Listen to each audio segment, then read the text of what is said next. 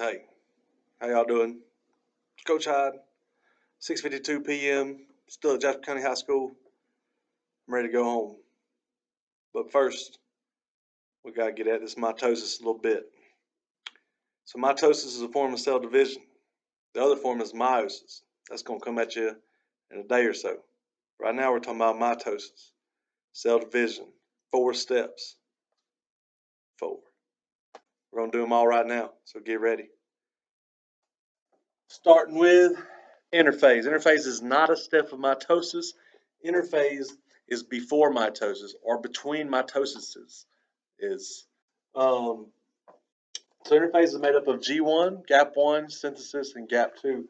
This is 90% of a cell's life. So if you look at a normal organism or tissue or something under a microscope, 90% of the cells you see are not going to be dividing. They're going to be an interphase. So now, once interphase is complete, once we are at the end of G2, now it's time for mitosis. Now it's time for the cell to go through cell division.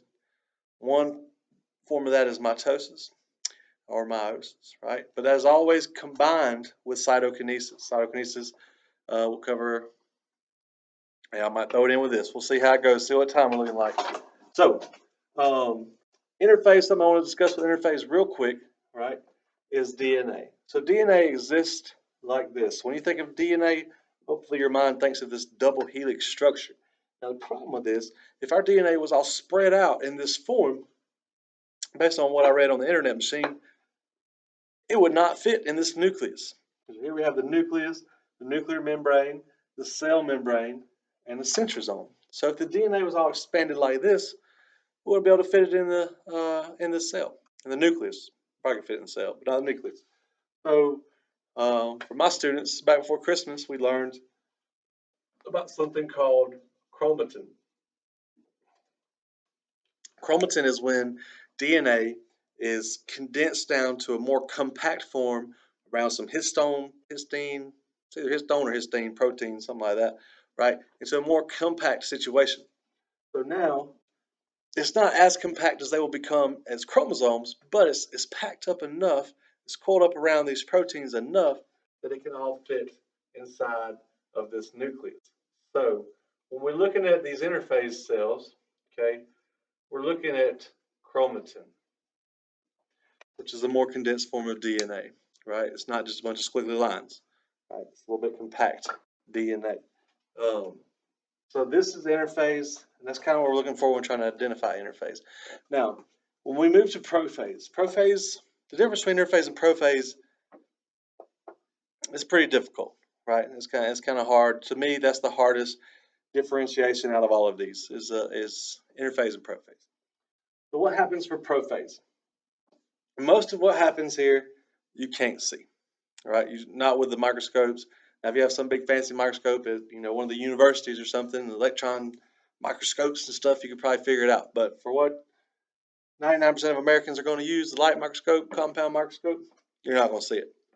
So we'll go through these things first. One of these things is centrioles separate. They might celebrate too, but they're going to separate. So the centrosome is a membrane-bound organelle outside of the nucleus that holds these centrioles. So it's going to allow the centrioles out. I'm going to use purple to represent prophase. So that's purple. These centrioles are going to spread out, okay, to opposite ends of the cell. And you can't see them, so don't be looking for them on the microscope slide. Just know this happens. Trust in Coach Hyde. I wouldn't purposely lead you astray. So that happens. Centrioles separate.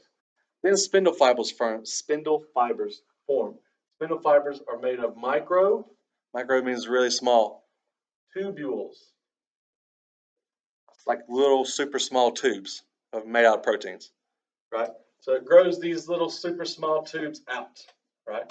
They don't really hook up to nothing yet, but they start growing. Check. Now, this membrane around the nucleus also starts to disappear, right? So these are things that happen in prophase that you can't see. One thing you can kind of make out is that this chromatin It's already compact DNA, but it starts to cool up to even more compact DNA, in which we call a chromosome. And each chromosome contains a very specific sequence of DNA of genes, right? It's not random necessarily, okay? We know what genes are located on which specific chromosomes. And this happens over and over and over and over and over again every time a cell divides. It's pretty cool. So what you'll see happen is this chromatin starts to become thicker. I don't really know how to draw it, right? Something like this. Anyway, right, and it starts to kind of look something like this right here, right? So you start to get more compact DNA structures called chromosomes. And that's really kind of the distinguishing there between the interphase and the prophase. Right? If it's a drawing, it's easy. You just look for spindle fibers in prophase. There's none in interphase. But if it's a microscope slide you're trying to identify, it can be kind of tricky. When in doubt, 90% of them are interphase, so just pick that one. Pick interphase. You'll be right 90% of the time. If the scientist who figured that out is right, you'll be right 90% of the time. Right, moving on next, metaphase. The easiest one for me to ever remember was metaphase.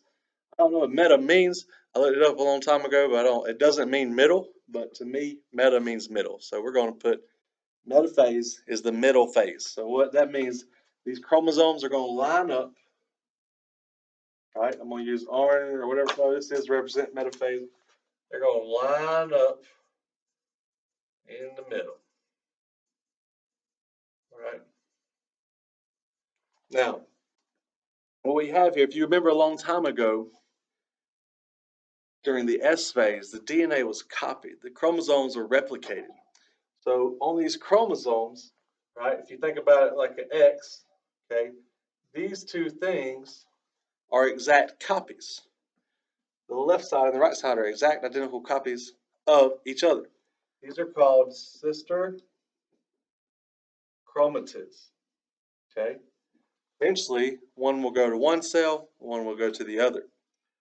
The other thing that happens in metaphase is these spindle fibers that grew, they're going to hook up to the middle of our chromosomes, right? You cannot see this. You cannot see this, right? What you can see is these chromosomes lined up in the middle of the cell. Yeah, so look for that. Don't try to find these spindle fibers and stuff. You ain't gonna find them unless you go to one of these fancy universities with electron microscopes and stuff. I don't know. I don't know what you can use to see it. They're really small, right? But they're there. They're there. All right, next, anaphase. So, in this part, what's going to happen? Very simple. These spindle fibers are hooked up to our chromatids. They're going to separate these sister chromatids I was telling you about by pulling them to opposite sides of the cell.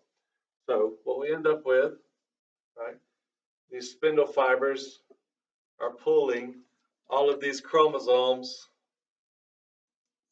well, I guess half of the chromosomes to each side of the cell. One sister chromatid goes over here, one goes over there, right? If you think about it like an X, this one gets pulled to this side, this one gets pulled to that side.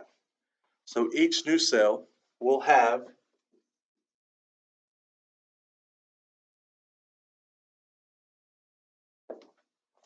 genetic continuity. Yeah, that's important. It doesn't mean continuing, it means like constant continuity, right? The same. They have the same genes, have the same portions of the genome in all new cells. Genetic continuity. Remember it. Remember it. So now we have our chromosomes of each new 2B cell on this side and that side. So now we go to telophase. So our chromosomes are at the oppo ends, right? That's good. Okay. Now our nuclear membrane is going to kind of reform, right? Nuclear membrane is going to reform and a cleavage furrow forms. Now I ain't never heard of this furrow word before, right? According to my colleague, Mr. Fontaine, that is a furrow. So Like my skin is normal and smooth except for my scars. So those form furrows, right? Like little blips. So this, and I mean, nice and smooth. It's going to kind of come in like this. That area is our cleavage furrow as our nucleus buds apart, tears apart. After telophase, which is not part of mitosis, will be cytokinesis, and that's when it'll come in and the cytoplasm, cytokinesis, cytoplasm, right, breaks this whole thing off into two new cells. So this is cytokinesis. That's going to come in at the end and break the entire two cells apart, whereas mitosis is just breaking the nucleus apart. All right, so it's kind of long, 11 minutes. My bad. I'm going home. See y'all tomorrow.